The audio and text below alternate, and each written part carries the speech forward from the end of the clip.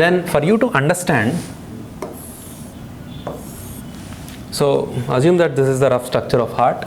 So this upper structures are atrium. So this is the right atrium, this is the left atrium, this is the right ventricle, this is the left ventricle. So simply for you to understand the movement of blood, so all the blood from the body means the deoxygenated blood. Why?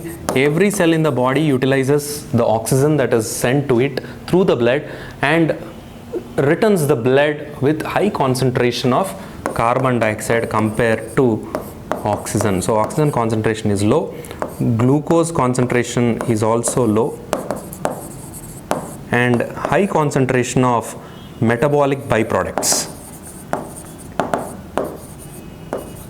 Metabolic byproducts means the waste materials that are generated because of the process of metabolism. Metabolism includes two processes which is called catabolism and anabolism. Catabolism is nothing but breakdown, anabolism is nothing but building up. So by these two processes, whatever happens in the body, a lot of wastes are generated which are called as metabolites. So this deoxygenated blood is collected from the body by two imported veins. We have seen what is a vein. A vein is a blood vessel that carries blood towards the heart. So the two large veins, one is the superior vena cava,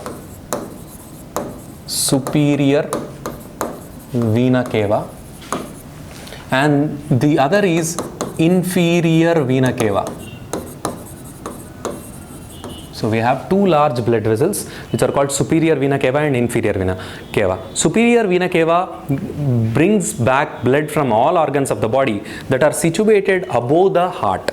Inferior vena cava collects the blood from all organs of the body that are situated below the level of heart, and they bring back this blood. So here below the heart, so this will be the inferior vena cava. Above the heart, this will be superior vena cava. They bring this deoxygenated blood and dump into the right atrium. So the blood is coming and it is getting dumped into the right atrium. And when the atrial systole happens, from the right atrium, the blood will move across the right atrioventricular septum through an opening which is called right atrioventricular aperture, which is having a valve that is tricuspid valve. So through this right atrioventricular aperture, the blood will move into right ventricle. So once the blood is going into right ventricle, then when ventricular systole happens, this blood will move out of the right ventricle, So as you can see, the right ventricle,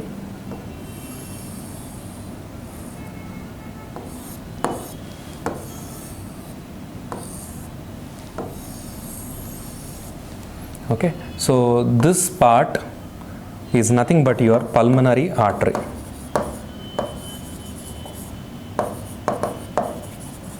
So the blood from right ventricle will move into the pulmonary artery during the ventricular systole, and this area opening is guarded by the pulmonary valve.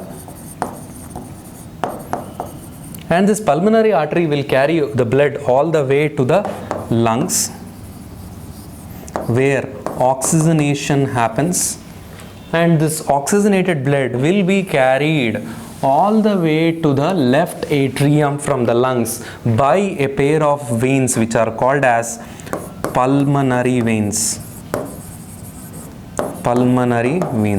So whatever vessels, blood vessels that carry blood towards the heart are called veins. That's what, because these vessels are carrying blood to the heart, are called as pulmonary veins. So from the pulmonary veins which will open, okay, we have two pairs of pulmonary veins which will open into the left atrium. So once blood is coming, that is oxygenated blood.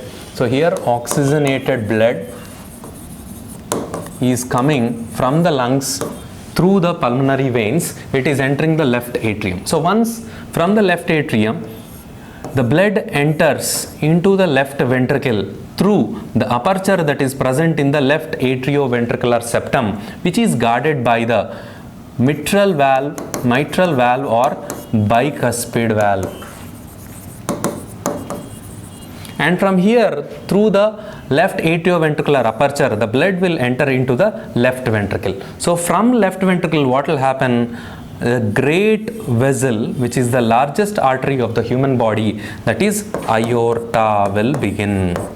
So the opening of the aorta is guarded by a valve which is also a semilunar valve, that is called aortic valve. So this aortic valve is going to prevent the backward flow of blood from aorta into the left ventricle whenever ventricles are in diastole. So blood flows into the aorta to different parts of the body, and again from the different parts of the body the blood is used up by different cells in the body which will form tissues, and this blood, whatever aorta is carrying out, will have high concentrations of oxygen, and thereby which this blood is sent to all parts of the body, and the parts of the body will utilize the blood, and again from them veins will collect blood and they will form the inferior vena cava and superior vena cava and bring back the deoxygenated blood into the right atrium, and this is how the circulation will continue forward. So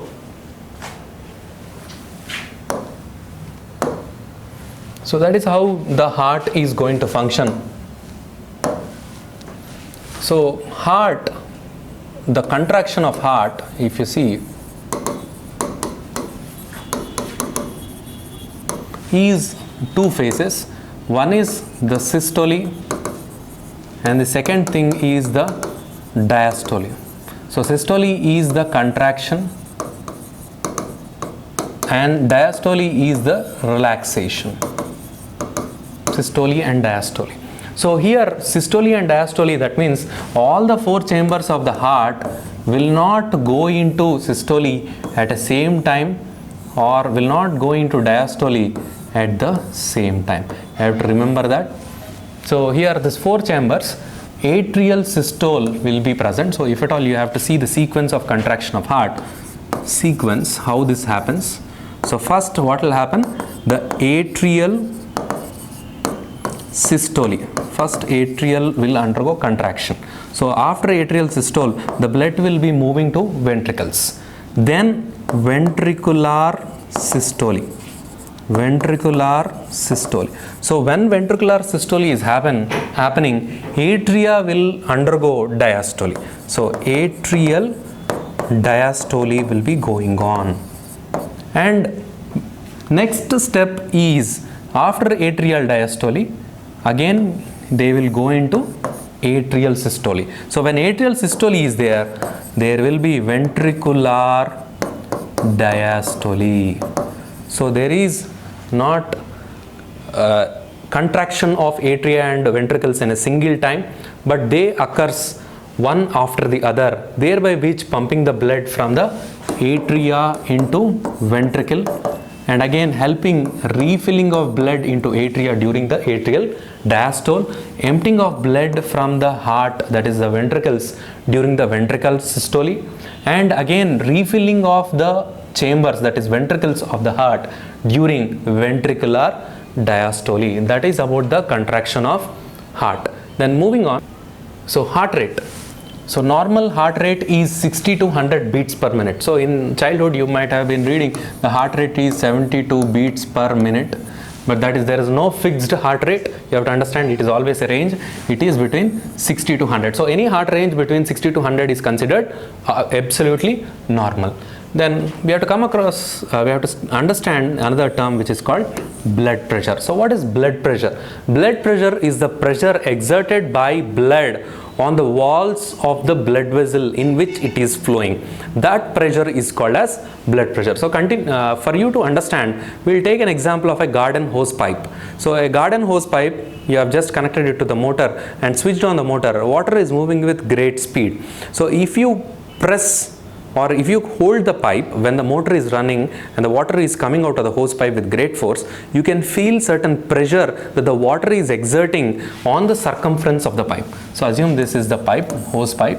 Water is moving here in the hose pipe. So this moving water will exert certain force on the hose pipe.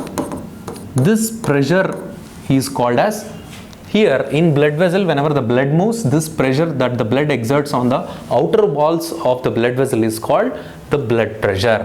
So you can feel this in the garden hose pipe. If you switch off the motor, this pressure will be lost because the pressure with which the water is moving will be totally halted, thereby which the pressure that is exerted by the water on the outer walls of the garden hose pipe will be absent.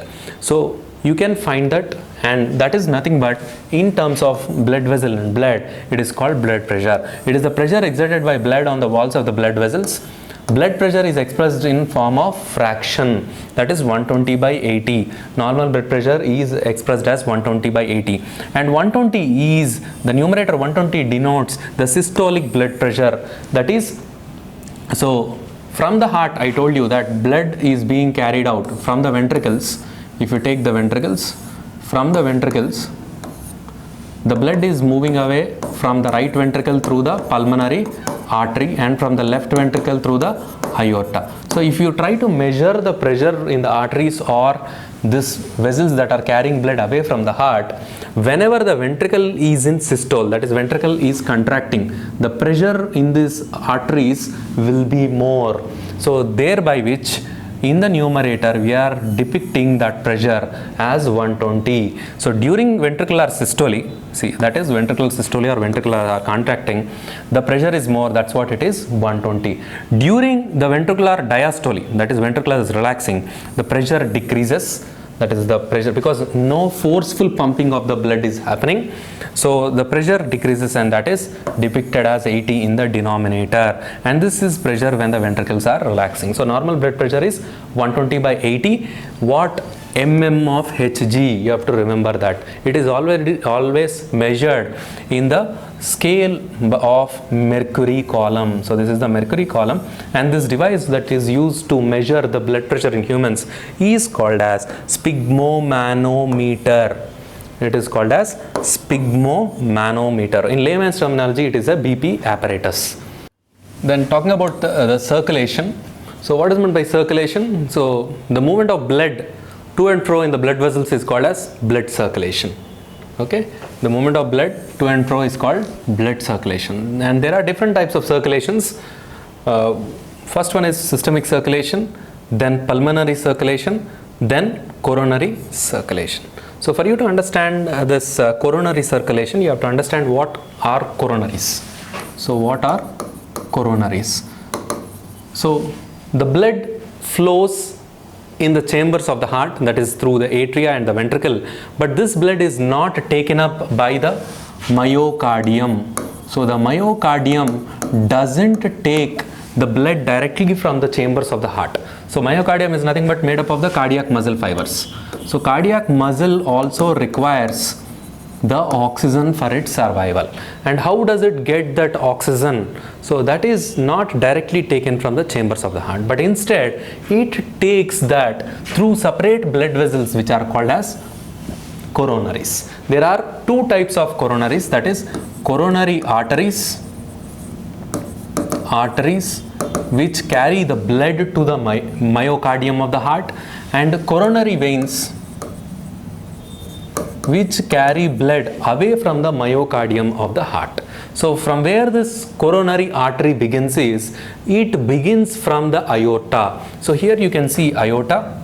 Okay, so from the aorta you will see the right coronary artery coming up. So this coronary artery will then come up, branch into multiple arteries and supply the myocardium of the heart.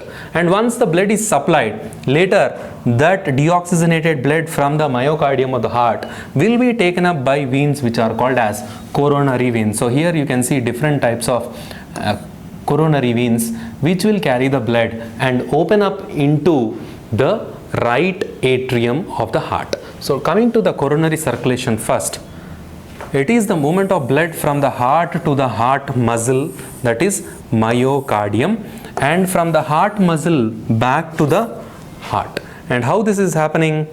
From left ventricle to the aorta, from aorta to the coronary artery, from coronary artery the blood is supplied to the myocardium, that is a muscle layer of the heart. From myocardium to the coronary vein, into the right atria. This is all about the coronary circulation. Coronary circulation is about the circulation by which the blood is reaching the musculature of the heart, that is myocardium. Then moving about the systemic circulation. So if you see the systemic circulation, it includes the movement of blood from the heart to various body organs and again from various body organs back to the heart. So it is nothing but from heart to the body organs, from body organs back to the heart. All these circulations, you have to remember that they begin with heart and end with heart. If at all you are given a sequence and asked which of the following is not a correct sequence, if at all the sequence doesn't begin with heart or doesn't end in heart, then that sequence can be considered as a wrong option. So here if you see the systemic circulation, what happens is when the oxygenated blood from the lungs enters the left atrium, the blood from left atrium will enter into the left ventricle. So systemic circulation, I told you, any circulation for that matter will begin from the heart and end in heart. So here from the left ventricle, the oxygenated blood will move into aorta, and from aorta it will go and supply multiple organs of the body. Once multiple organs of the body is supplied, again the deoxygenated blood from multiple organs of the body will be carried by different veins, that is lower aspect of the heart by inferior vena cava and superior aspect of the heart by superior vena cava, and it will enter into the right atrium. So it is ending, the circulation is ending again in the heart. So that is the systemic circulation. So if you see the systemic circulation, so it begins with left ventricle, aorta, body organs, inferior and superior vena cava, and ends at right atrium. That is about the systemic circulation. Then moving on to the pulmonary circulation. So pulmonary circulation is the circulation that happens between the heart and the lungs and again comes back from lungs to heart. You can see it includes movement of blood from the heart to the lungs and from lungs back to the heart. So here if you see the right ventricle, so this is the right ventricle. From the right ventricle the blood moves into the pulmonary arteries and from pulmonary arteries into the lungs where oxygenation of the blood happens. So once blood is oxygenated from the lungs through the pulmonary veins, the blood enters the left atrium. So this circuit totally is called as pulmonary circuit. That is, starting from the right ventricle, the blood moves through the pulmonary artery into the lungs, from lungs to pulmonary veins into left atrium. So if you see the sequence, right ventricle to pulmonary artery, lungs, pulmonary veins and left atrium. This is all about the three types of circulations that are present in the human body. Then here what happens in the lungs, you have to understand. So lungs are present in the thoracic cavity. In between this space is called mediastinum where the heart is present. Heart is present like this. So if you see the respiratory system, so from the nose you have the nasal cavity, you have the larynx, then pharynx, then trachea. So you have here trachea, and from trachea will divide into branches which is supplying. So here you can see into terminal bronchioles which will end up in sac-like structures called alveolus. So this alveoli are the place where the gaseous exchange takes place. So till here oxygen is coming through the respiratory system, and we have seen that to the lungs, from the heart through the pulmonary circulation, the pulmonary artery, so from right ventricle blood is moving through pulmonary arteries into the lung. So this pulmonary artery will come down, it will branch into multiple smaller structure of arteries which are called as arterioles. These arterioles will end up in capillaries. So from arterioles to capillaries. So these capillaries will come in close proximity with the alveoli inside the lung. And because capillaries are thin walled structures which help in diffusion, so because whatever blood that is coming from the right part of the heart, we have already seen that it is deoxygenated blood. That means it has low concentration of oxygen and high concentration of carbon dioxide. So because of concentration gradient that is existing, because whatever air that is coming in from the air, naturally if you see, oxygen percentage in the atmosphere is more than carbon dioxide. So here high oxygen concentration and low carbon dioxide concentration inside the alveoli. So naturally what happens is, whatever carbon dioxide that is abundant in the blood will move into the alveoli, and whatever oxygen that is abundant in the alveoli will enter the blood stream, thereby which turning deoxygenated blood into oxygenated blood. And once that happens, the pulmonary capillaries will start into small venules. From there the pulmonary veins will begin. So from lungs, small veins to pulmonary veins, from pulmonary veins they end up in left atrium. This is nothing but your pulmonary circulation. Okay, then moving on, conduction system of the heart. So we have already seen that the heart contracts, and we have seen that atrial systole, when atria are in systole, the ventricles are in diastole, and when ventricles are in diastole, atria are in systole. So this rhythmic contraction of the heart is important for effective pumping of blood throughout the body and into the lungs for oxygenation. So how this rhythmic contraction of the heart is coordinated? For you to understand, you have to understand the conduction system of the heart. So what is this conduction system of the heart? It is a group of specialized cardiac muscle cells in the walls of the heart that send signals to the heart muscle, causing it to contract. Okay, so there are certain specialized cardiac muscle cells which are specialized to carry out this conduction and the conducting system in the heart, so that the rhythmicity in the contraction of the heart is present for effective pumping of the blood by the heart. And these conducting system of the heart will contain various components, and those components include the SA node, AV node, bundle of His, and Purkinje fibers. So no need to panic with this different sounding names.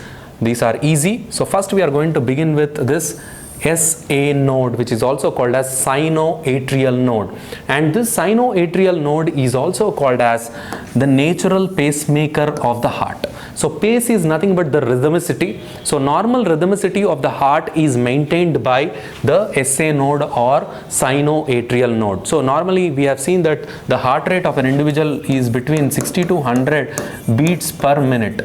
And this rhythmicity is because of the firing or the impulses that are sent from the sinoatrial node, and it is present in the wall of the right atrium. It is under the control of cardiac center located in the medulla oblongata. So this heart rate is also dependent, and it is controlled by a center in the brain, and a part of the brain which is called as medulla oblongata. There we have respiratory and cardiac centers, and in that center, that cardiac center is going to control the rate or rhythmicity at which the SA node is going to release the contractions.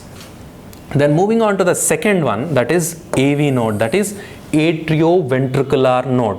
So this atrioventricular node is also going to contract, but this is contracting at a pace which is lesser than the SA node. If at all there is some problem with the SA node, then the contractility or the firing from the AV node will also lead to contraction of the heart, but this will be at a relatively slower pace when compared with the actual contractility of the SA node. So it is present in the lower back part of the interatrial septum, means that is the septum that is dividing the left and right atrium. It conducts the electric impulses from SA node downwards for the contraction of the ventricles. So from SA node the contraction is going into AV node, and from there next, from AV node, the contraction will move to bundle of His. So it is located in the interventricular septum. It divides into right and left because the ventricle is again further turning.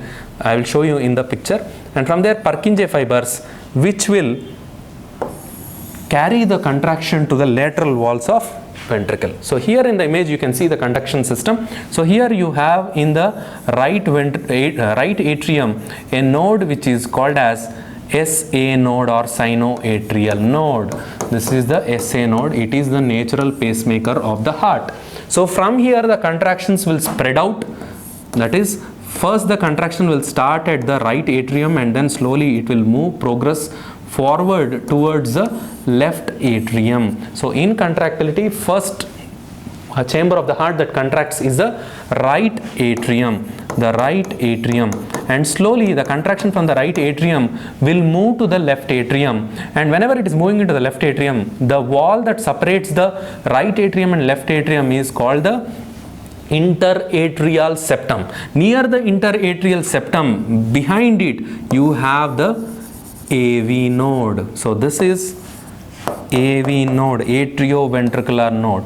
So from the atrioventricular node, so slowly what is happening from SA node, contractions have started in the right atrium, moved to left atrium, and at the same time the contractions have passed to AV node. So from this AV node, there starts another part of the conducting system which is called the bundle of His. So bundle of His is present in what is this part which separates both the ventricles? It is the interventricular septum, and in the interventricular septum, this bundle of His is getting divided into two branches, that is the right branch and the left branch of bundle of His, and later they spread on to the lateral wall of the ventricle so that they can effectively spread out, help in contraction of the left and right ventricles, which are called as, these fibers are called as Purkinje fibers.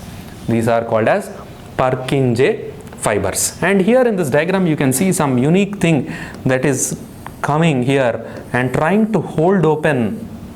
So here this structure, whatever you can see, is the right atrioventricular septum, and this opening is right atrioventricular aperture, which is guarded by the tricuspid valve. So the tricuspid valve is held open by structures which are called as chordae tendineae. Chordae tendineae. So why they are held open? So during atrial systole, that is atrial contraction, if they are closed, blood cannot be pumped into the ventricles. So by presence of this chordae tendineae, which will hold open the tricuspid valve and the mitral valve leaflets, so that ventricular filling by the blood can happen during atrial systole. So here you can see the network of specialized tissue that stimulates the contraction is nothing but the conduction system, and they are modified cardiac myocytes, and the heart can contract without any innervation, no need of nerves. So you don't find any nerves here which will help in contraction of heart, although the rate of heart is again can be controlled by the nerves, that is the parasympathetic and sympathetic systems. Parasympathetic and sympathetic nervous systems do control the rhythmicity of heart, the rate of heart. We are going to deal that when we deal about brain and the nervous system. But here, for you to understand, without the nervous innervation, without nerves present, the heart rate is controlled by the SA node, then the contractility moves to AV node, from there to bundle of His, and from there to Purkinje fibers. Any defect in this conducting system can lead to abnormal contraction of heart, thereby which heart failure or a lot of symptoms will be present. Then moving on, so certain trivia, miscellaneous, you can see what is tachycardia. So if at all, we have seen the normal heart rate is between 60 to 100 beats per minute. But if heart rate is more than 100, it is called tachycardia. So is tachycardia a disease? Normally no. Whenever you are exercising or doing any strenuous activity, automatically the oxygen demand of all the organs present in the body increases. So to meet the oxygen demand, automatically the heart starts pumping at a faster rate, leading to elevation of heart rate beyond 100, which is called tachycardia. But when do you have to be afraid? Then if the tachycardia is abnormal, if it is reaching more than 200, if it is reaching more than 170 or so for a prolonged period of time, it means the heart is trying to work more than usual. So heart will also be exhausted or fatigued after working long over a period of time. So then definitely tachycardia is a symptom. Then talking about bradycardia. So this is a condition when the heart rate is less than 60 beats per minute. So this is also not a pathological condition to begin with. So normally bradycardia is present as age progresses, and at the same time in trained athletes you can see the heart rate is relatively slower than normal individuals. So bradycardia is okay if it is physiological, but pathological bradycardia also does occur. Assume if SA node fails and the contractility of the heart, rhythmicity of the heart is maintained by only AV node, then there are chances that the heart rate may be lower. Then we have to understand an important term that is called as atherosclerosis. So what is this atherosclerosis? It is the deposition of cholesterol in the blood vessels. So here you see deposition of cholesterol plaque in the walls of the arteries, especially coronary arteries, leading to stiff and thick arteries impeding blood flow is called the atherosclerotic plaque. So here if you see, these are coronary arteries. So what are coronary arteries? Coronary arteries are the arteries which supply blood to the myocardium of the heart from the heart chambers. So if this is a coronary artery, so normal coronary artery, the lumen is free. But if at all the cholesterol content in the blood of the individual increases, this cholesterol can form a plaque, means a sheath-like elevated structure, thereby which reducing the lumen size. That is, here the lumen is free, the lumen size has been reduced. So when lumen size is reduced, what will happen? The blood that is being flowed will also be restricted. So blood flow will decrease. When blood flow is decreasing, the net amount of blood that is supplied to the myometrium of the heart is also decreasing. When blood supply is compromised to the myometrium, which has to function all the time, what will happen? Slowly certain part of the myometrium will undergo death because of lack of oxygen, leading to coronary artery disease, ending up in myocardial infarction, that is death of the myocardium. So here you can see, this is another image showing how the lumen of the blood vessel is narrowed and the blood flow is being impacted. So all the blood is not able to freely flow to the myocardium of the heart. And next, talking about this coronary artery disease, which is abbreviated as CAD, it is nothing but atherosclerosis in the coronary arteries, which leads to a condition called CAD, which results in myocardial infarction. We have already seen that. So here you can see the images that this is heart, and here you can see the coronary artery which is supplying blood to certain part of the heart, and at one point you can see that the atherosclerotic plaque has developed, and because of it the blood vessel that is present below this part will not receive proper blood, and thereby which what is happening, the lumen is getting narrowed, and at a point of time this plaque can rupture, and the platelets, they think that it is bleeding inside the blood vessel, and they all go and try to plug it, further impeding the flow of blood, leading to death of that area of myocardium, which is nothing but myocardial infarction. So here you can see in this image, that is the blood vessel, this is the lumen, slowly this atherosclerotic plaque is increasing. At one point it ruptures, and whenever it ruptures, the thrombocytes or platelets in the blood, whose function is to prevent the leakage of blood, they will go and try to form a huge plug which is called platelet plug by clotting, and once clotting has happened, the entire lumen of the blood vessel, that is the coronary artery, is affected, and this is called coronary artery disease. Then how can you manage this coronary artery disease? So it can be managed by stenting or balloon angioplasty or bypass surgery. So we'll see what is this stenting. So normally, as here you can see, this lumen of the coronary artery is narrowed by the atherosclerotic plaque.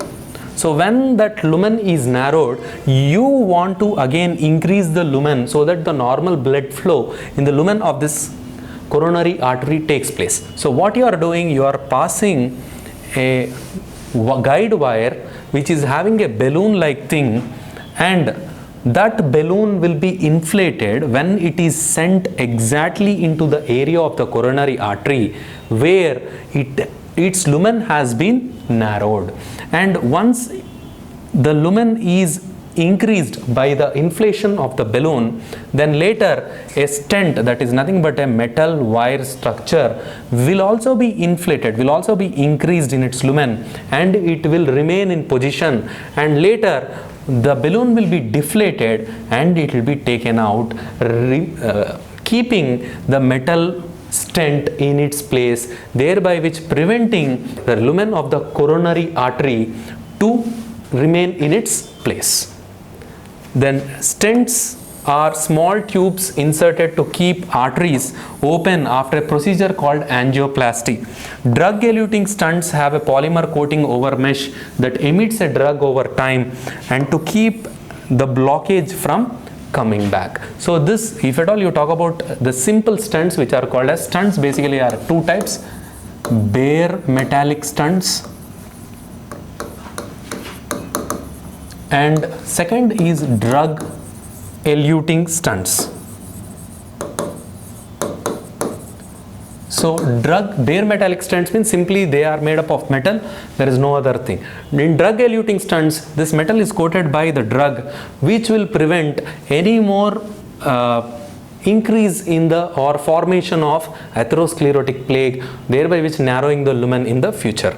So here you can see in general drug eluting stents are preferred over bare metal stents. For most people, drug eluting stents are more likely to keep the blockage from recurring compared to bare metal stents. So that is all about the stents. So what is happening? A guide wire is sent, and to that guide wire a balloon is present, and inside a compressed mesh is there, and once it is at the place of the atherosclerotic plaque where lumen has been decreased, that balloon is inflated, thereby which the metal mesh will also increase in size, pushing the atherosclerotic plaque and increasing the lumen and bringing back to the original state. That is the meaning of stents.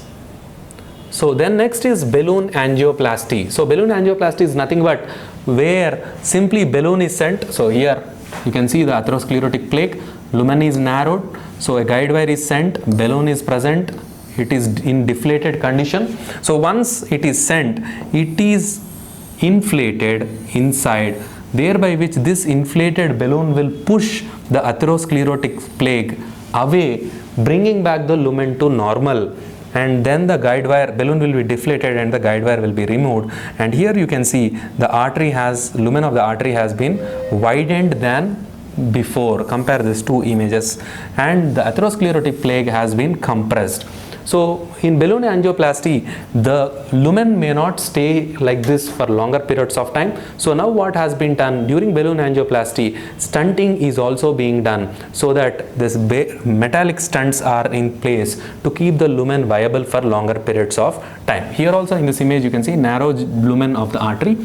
This balloon is sent in a deflated condition, it is inflated, then again deflated and removed, resultant widened artery is present. So you can see what is balloon angioplasty. A specially designed catheter with a tiny balloon is carefully guided through the artery to a blockage, then inflated to widen the opening and increase the blood flow to the heart.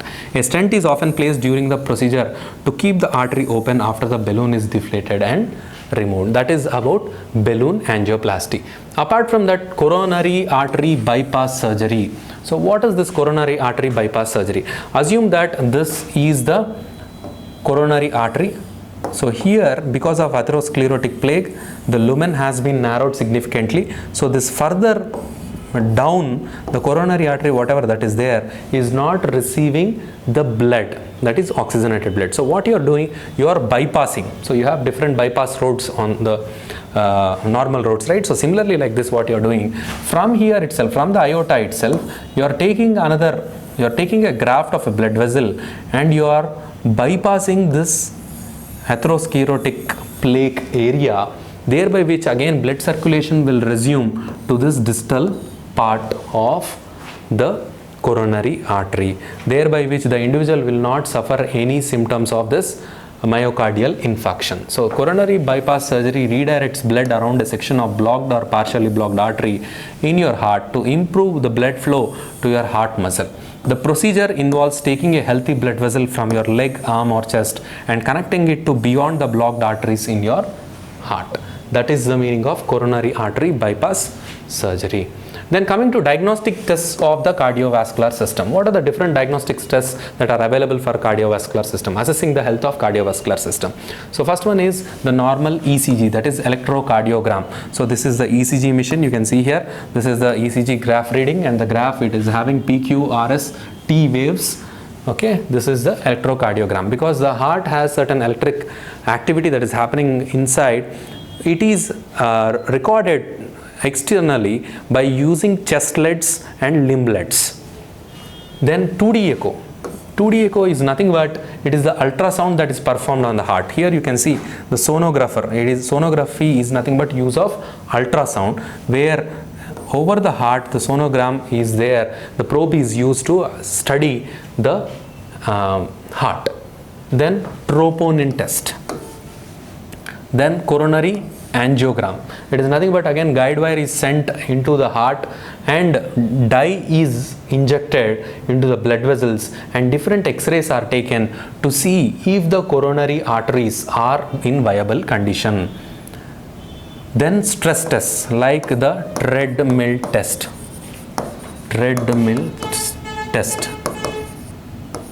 So what is this treadmill test? So in treadmill test, the individual is asked to run or perform exercise on the treadmill, and with increased stress, is the heart able to compensate, pump the required oxygen or not?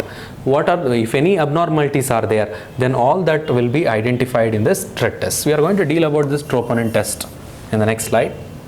So troponin test, what is this troponin test? So whatever muscle in the body, so we have seen three types of muscles in the body, that is cardiac muscle, skeleton muscle, skeletal muscle, and smooth muscle.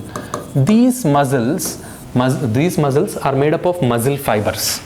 They are made up of muscle fibers, and these muscle fibers are made up of proteins, and those proteins include actin, myosin, and troponin. So these are the three important proteins by which the muscles of the body are made, and especially this troponin is present in large quantities in the cardiac muscle.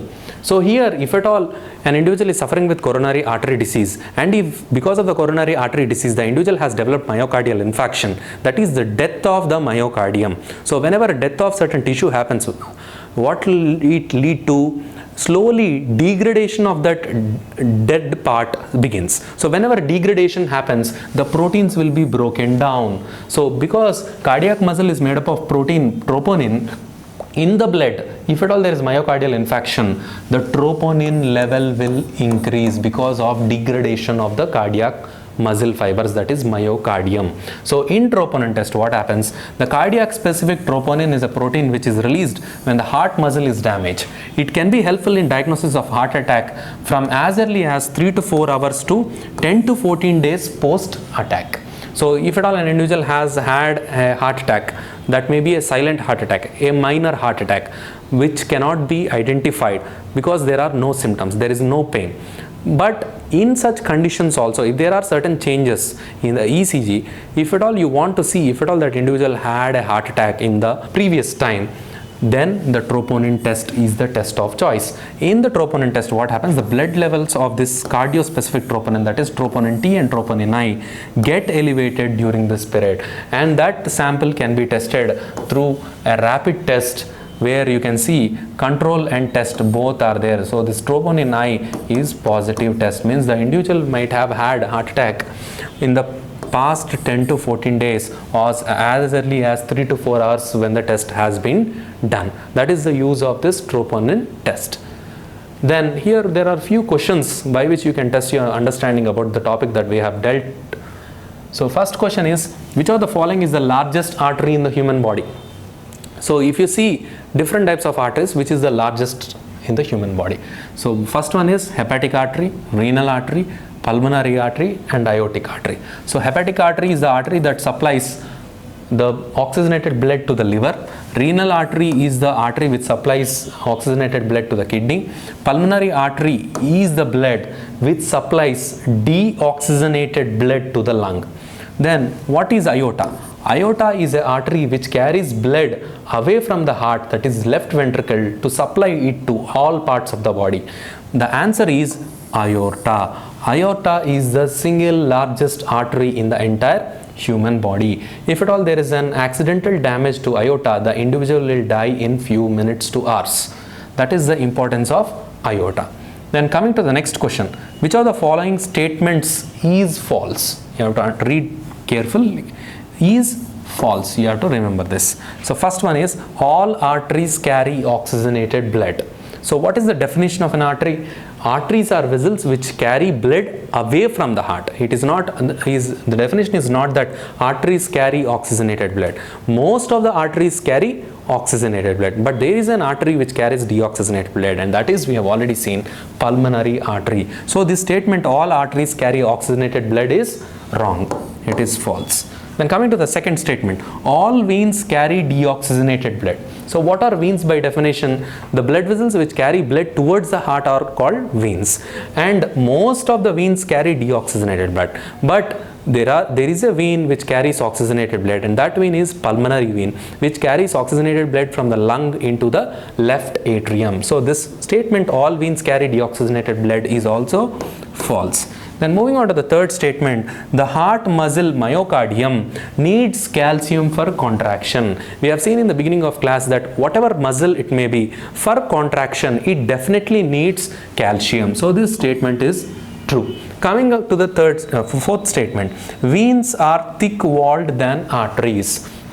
So in the beginning, when we are dealing about the vascular system, we have discussed that the arteries are thick-walled when compared with veins, because arteries receive blood from the heart. So heart is pumping with great force. To withstand that great force, arteries should have thick musculature, and also they should have elastic capability. But veins which are carrying blood passively from the body to the heart need not face much higher pressure when compared with the arteries. So veins, the statement veins are thick-walled than arteries, is also wrong. Then we'll see the options. So first one is, which of the following statements is false? A, B and C. So C is correct, so this option is wrong. Then A and B only, because we have D only, we are going to C. So this option is wrong. The next A, B and C. C is correct, so this option. All except C. This is the correct answer. So hope you have a proper understanding about the cardiovascular system.